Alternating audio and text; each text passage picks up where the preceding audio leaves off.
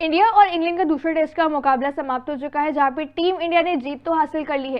पहले टेस्ट के मुकाबले में जो समस्या बनी हुई थी कि मिडिल ऑर्डर परफॉर्म कर ही नहीं रहा है, किसी भी खिलाड़ी ने इनफैक्ट परफॉर्म नहीं किया था, जिस कारण टीम इंडिया ने मुकाबला वो गंवाया था।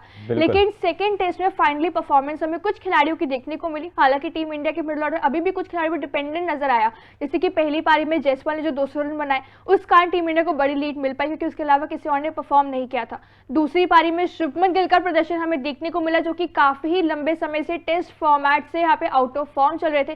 तलवार लटक रही थी शुभमन गिल के ऊपर कि वो यहाँ पे अगर प्रदर्शन नहीं दिखाते, दूसरी इनिंग्स में आखिरी मौका है तो ड्रॉप होने के चांसेस है बाकी अगले मुकाबलों से। एग्जैक्टली यहाँ पे वहां पे, लेकिन वो आखिरी मौका था और उस आखिरी मौके को भुनाया शुभमन गिल ने। वहां पे शतक जड़ दिया, कमबैक करके दिखाया, और शतक जड़ने के बाद अपना जो स्पॉट था वो सील कर कंफर्म कर लिया यहाँ पे अगले आगे के मुकाबलों के लिए।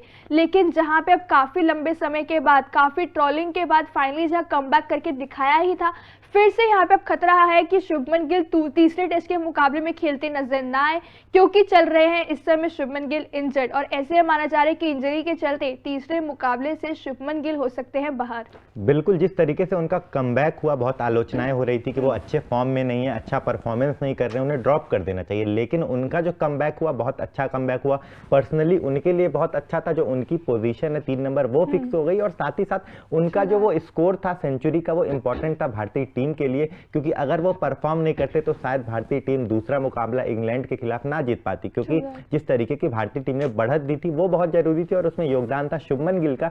लेकिन जब वो चोटिल हो गए तो सबके दिमाग में यही संशय है, सबके दिमाग में यही सवाल है, क्या शुभमन गिल का जो फॉर्म वापस आ गया है, क्या शुभमन गिल हमें तीसरे मुकाबले में खेलते हुए दिखेंगे या नहीं दिखेंगे, क्योंकि वो चोटिल हो गए हैं। उनके जगह हमने देखा कि सरफराज खान दूसरे इनिंग में मैदान पे थे, शुभमन गिल के जगह वो फील्डिंग कर रहे थे। तो जिस तरीके से उनकी कमी फील्डिंग में हमने देखा कि दूसरे इनिंग में खल रही थी, वो फील्डिंग मैदान पे नहीं थे, तो क्या वो बल्लेबाजी करने तीसरे मुकाबले में आएंगे या नहीं आएंगे, किस तरीके की इंजरी है, उन्हें क्या हुआ, इन सब सवालों का खुद शुभमन गिल ने जवाब दिया है। तो उस बयान पर भी एक बार नजर डालेंगे। बिल्कुल, शुभमन गिल ने अपना अपडेट देते हुए यहाँ पे कहा है कि कल मुझे तुरंत अस्पताल ले जाया गया, जहां स्कैन हुए, यह पता करना था कि मेरी उंगली में कितनी सूजन है, यह पता करना था कि मैं कैसा महसूस कर रहा हूं। चिंता की कोई बात नहीं है, मैं अगले कुछ दिनों में ठीक हो जाऊंगा।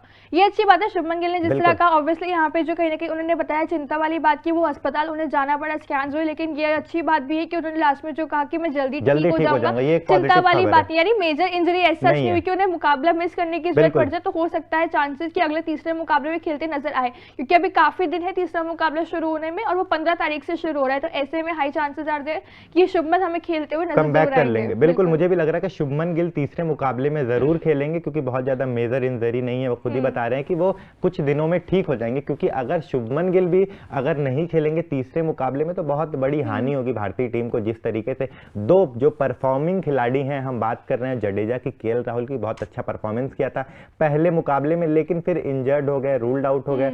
तो बहुत जो इंडिया को प्रॉब्लम फेस करनी पड़ रही है इंजरी के चलते, वो एक बहुत बड़ा सवाल हो रहा है भारतीय टीम पे, क्योंकि बार बार जो परफॉर्मिंग प्लेयर है वो इंजर्ड हो जा रहे हैं। तो शुभमन गिल भी अगर रूल्ड आउट हो जाएंगे तीसरे मुकाबले से तो बहुत बड़ी दिक्कत होने वाली है भारतीय टीम के लिए, क्योंकि अधिकांश जो बल्लेबाज है फॉर्म में नहीं है।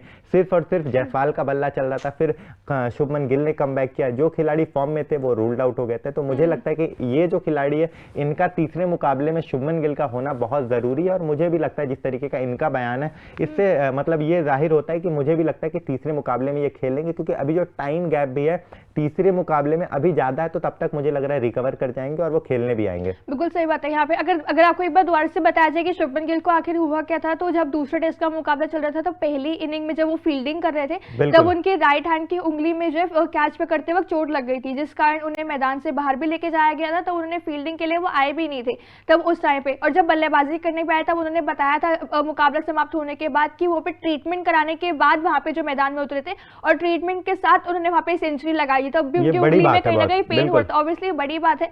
लेकिन फिर जब अभी बल्लेबाजी हो गई थी तब उसके बाद दूसरी इनिंग्स में फील्डिंग करने के लिए शुभमन नहीं आए थे, मैदान से बाहर चले गए थे पूरे समय तक। तो वहां पे सरफराज खान आए थे, उनकी जगह पे फील्डिंग उन्होंने करी थी वहां पे।